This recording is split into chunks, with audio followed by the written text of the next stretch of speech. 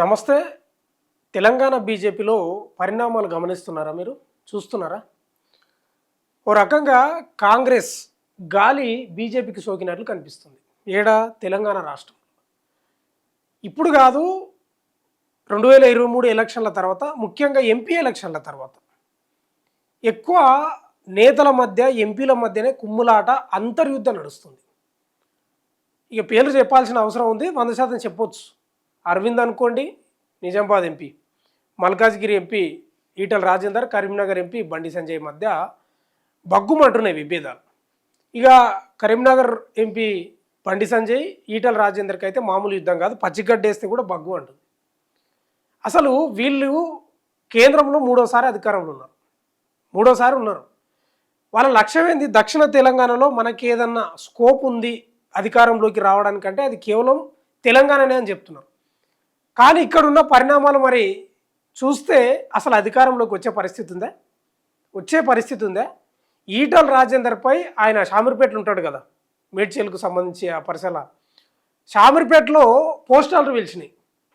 ఆ పోస్టాలను చూస్తే అర్థమవుతుంది వీళ్ళ మధ్య ఎంత కుమ్ములాటలు ఉన్నాయి, ఎంత అంతర్యుద్ధం నడుస్తుంది, కడుపులో కత్తులు పెట్టుకొని తిరుగుతున్నారు. బీజేపీ అయితే ఇది చదవండి, ఇది చదువుతాను నేను. ఇది చదివిన తర్వాత బీజేపీ రాష్ట్ర అధ్యక్షుడు ఏమన్నాడో అది కూడా చెప్తాను నేను. ఒకసారి జూమ్ చేసుకో. ఈటల ఏడుపే బీజేపీకి శాపం, రాష్ట్ర అధ్యక్ష పదవి రాలేదని ఏడుపంట, సీఎం అభ్యర్థిగా ప్రకటించలేదని ఏడుపంట, కేంద్ర మంత్రి పదవి రాలేదని ఏడుపంట. ఇదొక బాక్స్లో ఉంది. నెక్స్ట్ బాక్స్లో 2 చోట్ల ఎమ్మెల్యేగా పోటీ చేసే అవకాశం ఇచ్చింది బీజేపీ, ఓడిపోయినా కూడా మల్కాజ్గిరి ఎంపీ టికెట్ ఇచ్చింది బీజేపీ. మోదీ గారి నాయకత్వంలో గెలిచాక కూడా నా ఇమేజ్తోనే గెలిచాను అనడం ఏ రాజకీయ నైతికత? బీసీ నాయకులు ఎదుగుతుంటే అసహనం ఎందుకు? ఇందూరు బిడ్డ ఎంపీ అరవింద్కు వస్తున్న ఆదరణ చూసి కడుపు మంట ఎందుకు? నేనే బీసీ నాయకుడిని, నేనే ప్రత్యామ్నాయం అనే భ్రమ నుంచి బయటకు రా ఈటల అనేది ఈ పోస్టర్. నీవు ఈ పోస్టర్ చూస్తే నిజంగా ఒక్కటే అర్థమవుతుంది, మామూలు కాదు, కడుపులో కత్తులు పెట్టుకొని తిరుగుతున్నారు. ఇదేంది?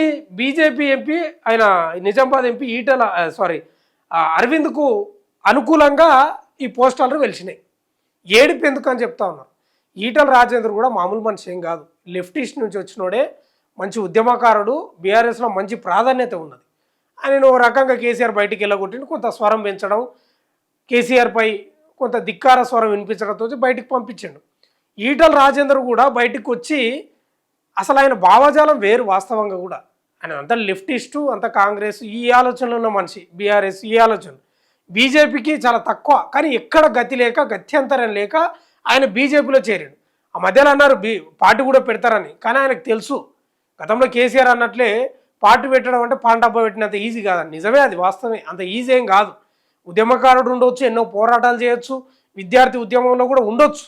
కానీ ఒక పార్టీని పెట్టి దాన్ని నిలిపి సభను ప్రజలను గ్యాదర్ చేయడం తమాషా కాదు. కాబట్టి ఎక్కడ పరిస్థితులు లేక ఆయన బీజేపీలోకి పోయింది.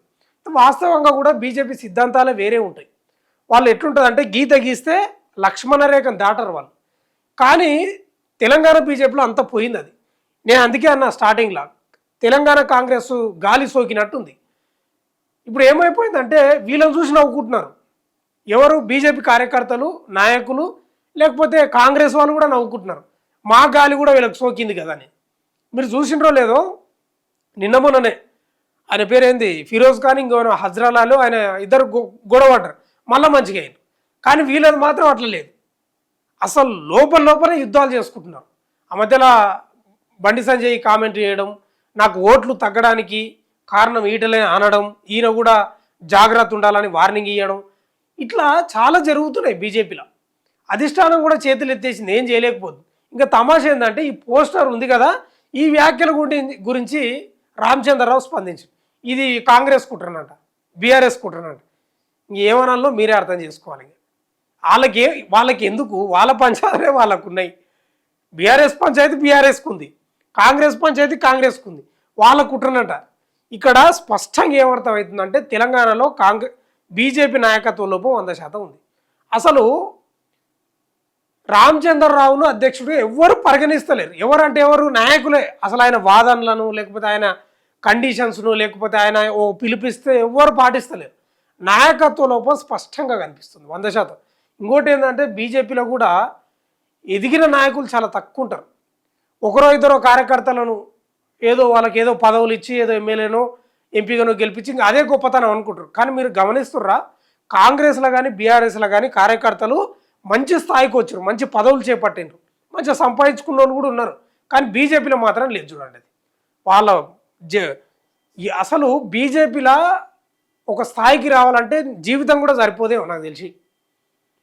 వాళ్ళ జెండా మోసి గ్రామాలల్లో పట్టణాలల్లో జెండా మోసి అదే స్థాయిలో ఉన్నారు, కార్యకర్తగానే మిలిగిపోయారు. వీళ్ళు మాత్రం కుమ్మలాటలు ఉన్నారు. ఇప్పుడు పార్టీ అధికారంలోకి తెచ్చుకోవాలనే ఆలోచన ఉండాలి కదా. బ్రహ్మాండంగా వీళ్ళకు ఓటు శాతం పెరుగుతుంది తెలుసా, పెరుగుతుంది. అసెంబ్లీ ఎన్నికల్లో పెద్ద పట్టించుకుంటలేరులే కానీ, ఎందుకంటే 2014లో 5 స్థానాలు ఏమి ఇచ్చిర్రు, 18లో 1, ఇప్పుడు 8 ఇచ్చిండ్రు. కానీ మోడీని చూసి ఓటేస్తున్నారు.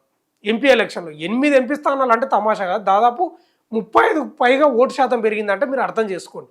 అలాంటి అవకాశాన్ని వీళ్ళు చేజార్చుకుంటున్నారు. వీళ్ళ గోతిని వీళ్ళే తోడుకుంటున్నారు, వీళ్ళ గోతిని వీళ్ళే తోడుకుంటున్నారు. మేము అధికారంలోకి వస్తామంటే ఏడొస్తారు, వస్తారా? అసలు మీరు గమనిస్తున్నారా? బీఆర్ఎస్ లేకపోతే నిన్న మొన్న పార్టీ పెట్టిన కవిత కూడా మంచిగా ప్రజల్లోకి పోతుంది, ఒడ్ల కల్లాల దగ్గరికి పోతుంది. నానిన ఒడ్ల కాడికి ఏడ సమస్య ఉంటే ఆడ గదలాగా పోయి వాళ్తున్నారు. బీజేపీ ఎప్పుడన్నా చూసిరా మీరు? ఎట్లా వస్తారు అధికారంలోకి? ఏమైనా ప్రశ్నిస్తారా ఉద్యోగాల గురించి, లేకపోతే ధాన్యం గురించి, ఇంకేమైనా అదేంటి వెలుగుమాటల గురించి, ఏదైనా కానీ ప్రజాస్వామ్యం ఏమన్నా గమనిస్తుర్రా? వీళ్ళకి అంతా ఇవే పాలిటిక్స్. అంతా ఢిల్లీకి పోవాలి, ఢిల్లీలో. ఇక్కడ ఉన్న ఎమ్మెల్యేలు కూడా రోడ్ల మీదకి అస్సలు రారు. మీరు ఇంటర్వ్యూలు ఇచ్చుకుంటుంటారు అంతే. వాళ్ళు ఏమన్నా అంటే అనొచ్చేమో నన్ను కూడా, కానీ ఇంటర్వ్యూలు ఇచ్చుకుంటా మాటలు మీడియాతో మాట్లాడుకుంటా తప్ప గ్రౌండ్ లెవెల్లో లేదు. అయితే ఇక్కడ ఒక పాయింట్ ఏంటంటే, ఇందూరు బిడ్డ ఎంపీ అరవింద్కు వస్తున్న ఆదరణ చూసి కడుపు మంట ఎందుకు అంటే, అరవింద్ని చూసి కడుపు మంట పడుతుందంట. అంటే బండి సంజయ్కి ఈటల రాజేందర్కి పడతలేదని 100% తెలుసు.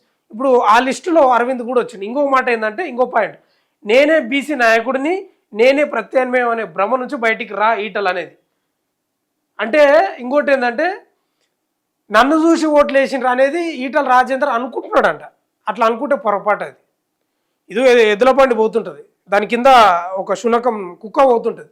ఆ కుక్క ఏమనుకుంటుంది అంటే నేనేమో వస్తున్నా, ఆ బరువుని ఎద్దుల బండి నేనే తీసుకుపోతున్నా అని అనుకుంటుందంట. తప్పది.